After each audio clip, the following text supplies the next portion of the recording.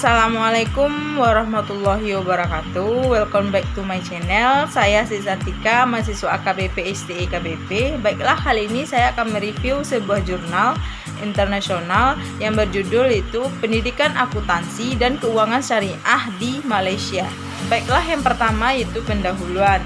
Teknologi finansial atau fintech yang dengan cepat mendapatkan daya tarik dalam industri jasa keuangan dan produk karena perusahaan angkatan dan startup yang membiayai tradisional seperti bank atau perusahaan asuransi secara proaktif menggabungkan metode untuk tetap memimpin.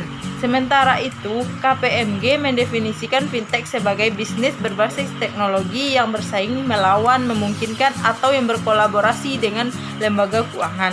Menurut Fintech and Financial Service, ini consideration seperti sebuah laporan yang disiapkan oleh staf Dana Moneter Internasional atau IMF. Fintech memanfaatkan ledakan big data pada individu dan perusahaan, kemajuan kecerdasan yang dibuat oleh atau AI, daya komputasi, kriptografi atau jangkauan internet.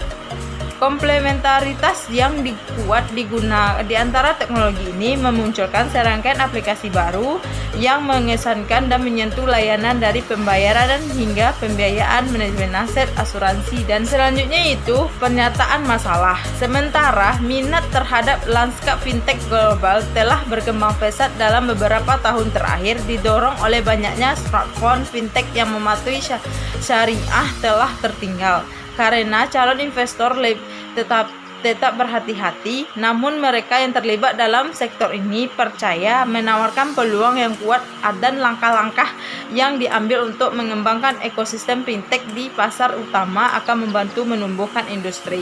Selanjutnya yaitu tinjauan literatur. Yang pertama itu pertumbuhan fintech di keuangan syariah.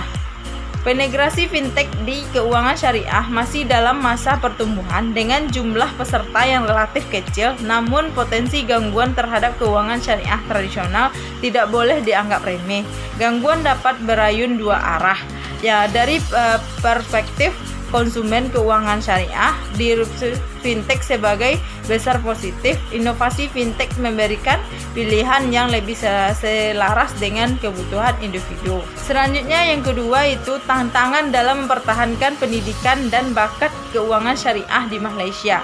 Di Malaysia, momentum IFSI yang terus berkembang menunjukkan bahwa sebagian besar tenaga kerja yang tersisa sebesar 56.000 yang akan dipekerjakan oleh industri jasa keuangan atau PMA pada tahun 2020 akan terdiri dari para profesional keuangan syariah. Pembentukan Dewan Bakat Jasa Keuangan baru ini akan sangat penting dan mengembangkan, menarik dan mempertahankan bakat di sektor ini melalui keterlibatan dengan VFSI, sektor swasta, serta lembaga pendidikan dan pelatihan. Yaitu metodologi. Yang pertama adalah pengumpulan data. Dalam menentukan ruang lingkup penelitian ini, fokus adalah pada artikel yang tinjauan yang sentral dan relevan dengan konteks fintech dan pendidikan akuntansi dan keuangan syariah. Yang kedua yaitu investasi pendidikan. Lembaga pendidikan telah mengambil beberapa pendekatan